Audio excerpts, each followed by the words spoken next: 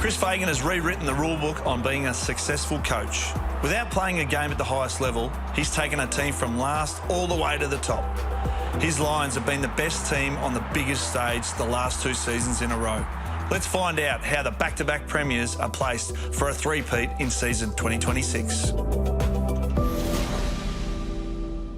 Fags, big summer. What did you do that was interesting, the time away from footy? Yeah, so Lady Ursula and I went overseas in, I think it was November. Part of it was to have a holiday, a bit of PD. So we went to London and then we went to Amsterdam. I went to a conference there called Leaders in Performance, which was interesting, 2-day conference. And prior to that, I went to a think tank with a whole bunch of other coaches from EPL and Olympic sports, and there's about a dozen of us. The topic of that think tank was repeating success, so that was interesting. There was a rugby union tournament on in London at the time, so I had a day with the All Blacks, so which is pretty cool, just to feel their culture and how they went about things. So 4 good days there in London, and obviously a little bit of aeroplane time. So I read some good books as well that probably more PD orientated than they are fiction. So I think I read a book by Gilbert Anoka, who was the sports psych for the All Blacks for a long, long time through their really successful period. The book was called Become Unstoppable, so it was just an interesting thing to read. So yeah, got a good amount of that.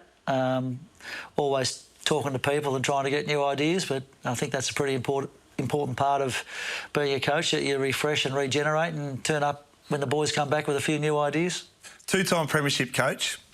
I've known you for a long time, very humble man. Do you go home and just, celebrate? Like you and Urs there, do you open a nice bottle of wine? How do you celebrate 2-time premiership coach at home? Every now and then we have a bit of a chuckle and go, can you believe what's happened? You know, sort of one of those conversations. And it does put a smile on your face because it's so hard to do. I mean, you know, I was pretty close to pulling the pin early in 2024, and it was one of those sliding doors moments where I didn't. It was when we had a bad start, if you remember. But the way it's turned out has been fantastic, and it's just so good for the club because, you know, a few years back when we all started on this project together, things were great at the Lions, so we've come full circle. It's taken us a fair bit of time. We run flags in my 8th and 9th year, so the club was patient. We played the long game and it's worked out for us. So, yeah, it does bring a smile onto your face when a plan comes together. That's just not a throwaway comment, is it, saying you were going to give it away? How close did those conversations come?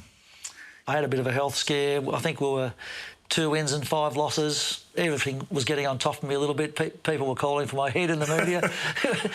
It wasn't that long ago that we'd played in a grand final, but that didn't matter. No, I was just a bit cooked, I think, and we're playing the Gold Coast Suns. We're 2 and 5. I couldn't sleep that night, and I was thinking to myself, whether I can keep doing this. And I pretty much made up my mind to either pull the pin or have a few weeks off post that game. That was a night we had 2 ACLs, and Starcevic went down with a calf before the game even started, and Noah Answorth got concussion, so we had about 19 men, and we beat the Gold Coast Suns that night. And I was thinking to myself, when we got those injuries, probably not the right night to pull the pin for a while. probably should keep going here. And we had this great win, and you know, our season started to turn around, and obviously went on to win the flag. So I'm glad I didn't make that decision in reflection. It's been a great period the last couple of years. And it's been a great journey. Like, everyone looks at your success, but they don't realise where you've come from. So 2017, you finished on the bottom. All the sides now are probably tuning into this question. How have you bounced and held that momentum of success? Yeah, it's been a fairly long process. I mean, at the start, you've got to try and do some cultural things to get the club heading in the right direction, and probably can't answer all those things right now because there's a lot of things that we did, but fundamentally we just wanted to make the club a good place to come to, a place where people would sort of grow and develop, feel like they're getting better every day, having a common purpose, a trademark that we all bought into, those types of things. And then we went to the draft and recruited some pretty good players, guys like McCluggage and Bailey, and and Berry and Rayner and those sort of fellas. And then once we got those guys into the club, we just kept playing them. They weren't very good early days, but I knew they were going to be good players, so we just got them to that 50-game mark as quick as we could. And then we got Hodgie in. He takes all the credit for everything. Of course he does. We got Hodgie in, who really helped from a leadership perspective and gave a little bit of on-field direction to a young group of players. And then we went to free agency and trade and got some really good players in, so guys like Lockie Neal and Charlie Cameron and Josh Dunkley, and we just built on that young talent, gave them some experienced players to play alongside, and then patiently waited while they developed as a group. That's probably the story, and it feels like it's happened quickly, but I'm coming into my 10th year. So it's taken us a while to become the team that we wanted to become, and I think the good thing is the board and everybody around the club could see the direction we were heading and showed a fair bit of patience, which is not really one of the virtues of AFL football these days. And I'm very fortunate that I'm the beneficiary of that patience. I think it's been good having Lee Matthews on the board and Swanee around as a CEO, because they sort of understand what you need to do to be successful, and they hung in with us, and the group got better, and we sort of got to finals and lost them, and then we started to win finals and got to a grand final and then couldn't, and then we've been able to win the next two. So it's been amazing how linear our improvement's been in the time that I've been there. I hope it keeps going that way, Dicko, and we don't have a dip anytime soon, but that's where it's at. As a three-peat, you enter into the 2026 season, do you feel like the Lions are better being the hunted? Or do you think the motivation is, just internally good?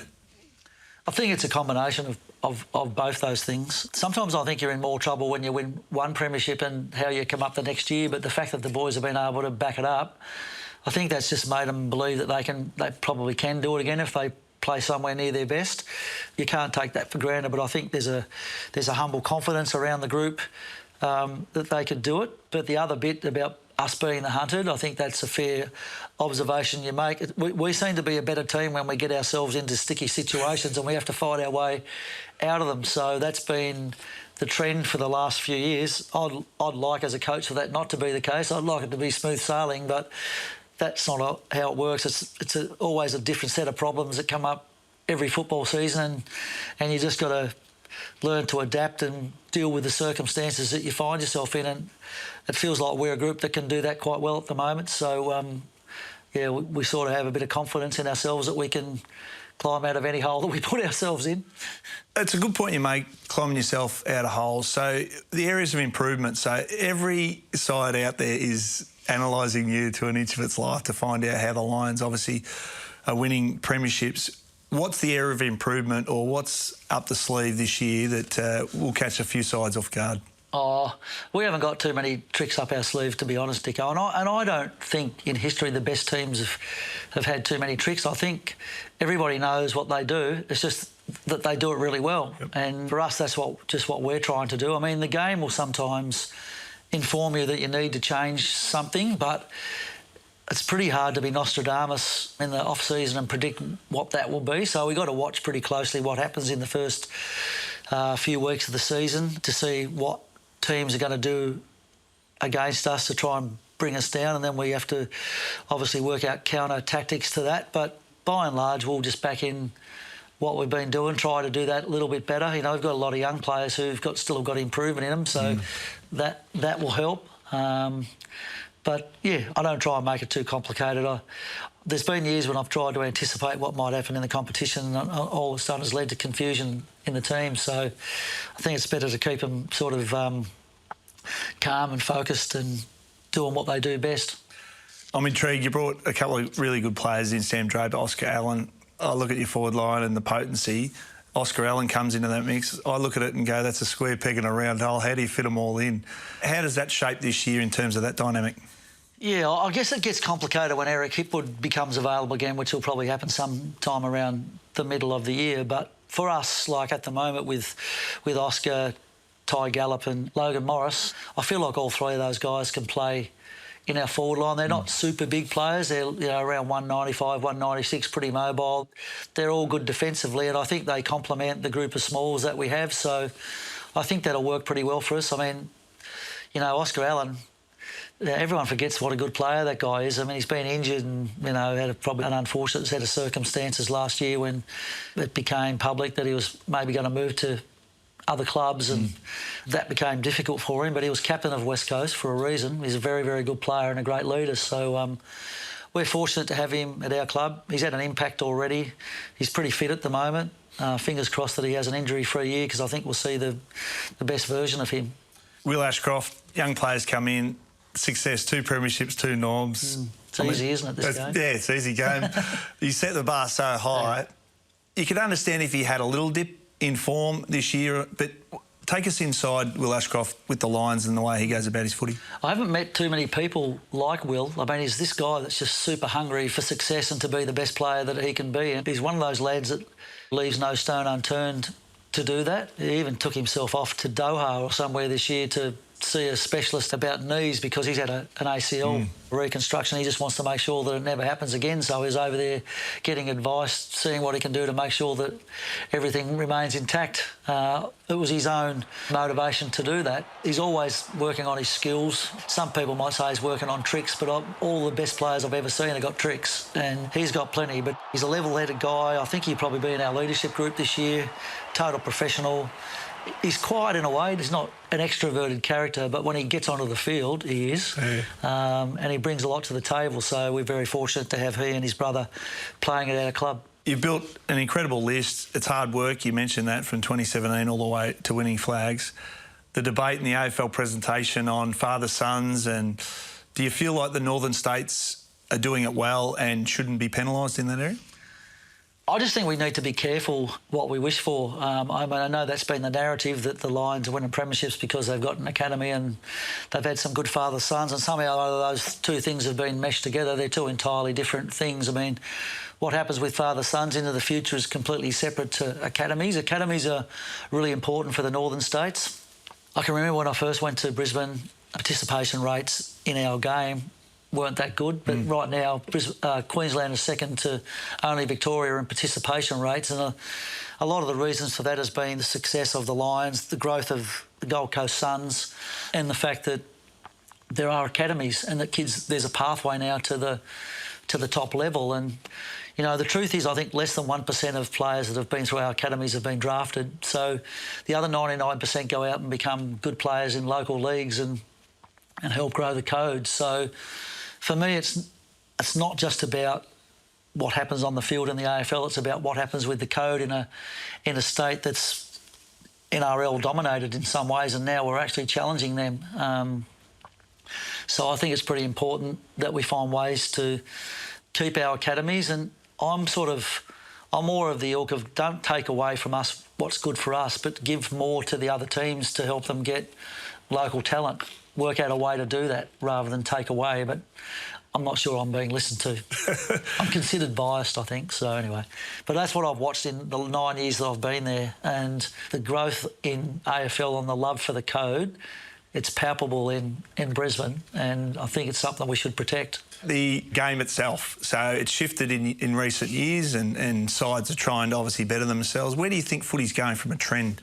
It's getting faster and faster, and I think it's all about offences trying to beat good defences. And I know our ball movement's been something that we worked really hard on over the last few years, and we seem to be quite good at it most of the time. That's what I noticed in the competition last year, is just the speed at which teams are trying to win to move the ball now. So I can't see that trend changing, which is exciting for the fans.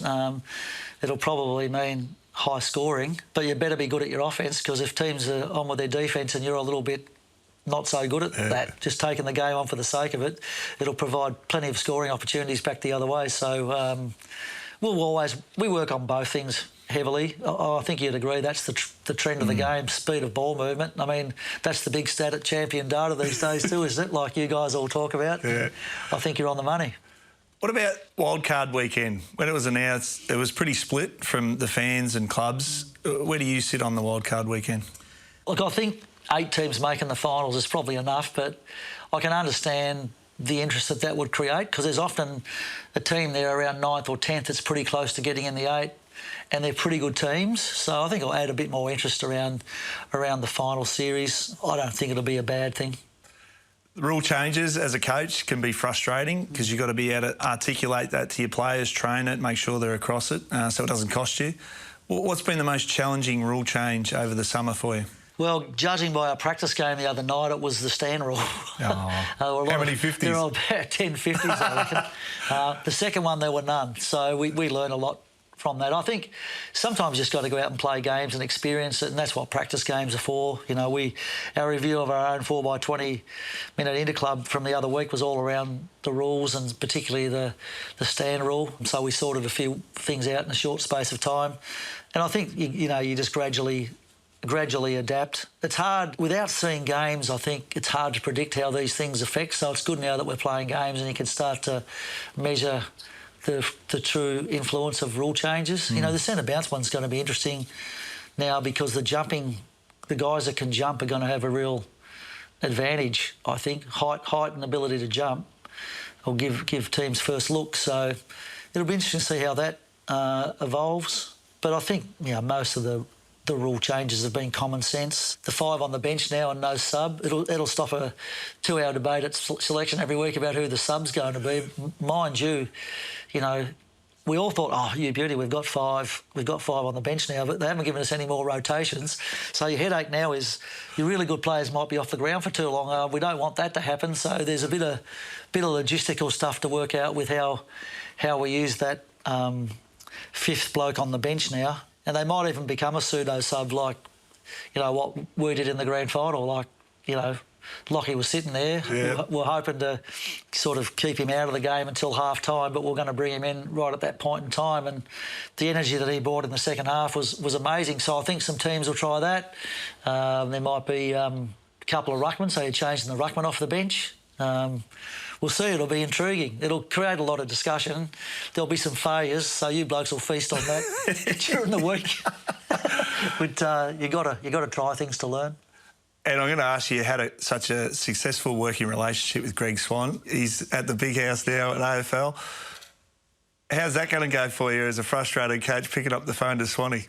Oh, I've made a conscious decision that I'm not going to ring him and talk to him about that sort of stuff because we're good friends. I just want to remain good friends with him, and I'll try and keep the passion for footy and rules and interpretations and grievances probably away from... I'll let somebody else do that, I think. Yeah. One last question, Fags. I know your beautiful wife, Ursula, is your sounding board, but who helps you get yourself back on track when you feel yourself getting away from it or... emotionally? Yeah, so I've got a few. I think as a coach, it's a fairly lonely job, so you do need a little team around you that can sort of keep you on the right track. So Danny Daly, our GM of footy, is a great friend of mine, and he helps me enormously. And I think that relationship in the footy club is really important between the senior coach and the GM of footy. So I'm fortunate to have Danny. The great Phil Smythe, Australian legend, basketballer. He's been with our club since 2019. I think that was our first year of making finals, so he takes the credit for our ability to become a finals team. So he comes up and sort of spends a week with us once a month and stays at my house, and I talk to him a lot. He's coached a lot, so he's got empathy for what the job involves, and he's been a great mentor to me. Even though Neil Danaher can't speak anymore due to his illness, I still get texts from him. And I go and see him. How do they go? And I go and see him every now and then, and I get good advice. He's always been very frank and honest, Neil, but I love that about him. So yeah, got quite a team around me, and I really trust our assistant coaches too. They're a good group of young men. They need to be young men because I'm an old bloke, but quite a few of them only recently came out of the game, so that's very helpful as well. I know I said one more, but I'm going to go one more. I stayed with Hodgie when he was playing at the Lions, and his phone rang and he said, oh, that's Fags, I've got to grab that. Is it true that you would walk of a night and ring the players on the list and just check in? Yeah, that's true. I like my walking. I wish it was running, but these days the knees aren't much good, Dicko, and you've got to try and keep yourself fit somehow. And I find it to be really good think time. So, often, some weeks I do written reports for players on their games, but other weeks I just go for a 3-hour walk and just ring them up and chat to them about their footy. I think I get more out of those conversations. It's two-way. I think the players appreciate it. They know that you're in their corner and trying to help them. So that's something that I prioritise and do fairly regularly. Outstanding, folks. Thanks for your time. No problems, mate.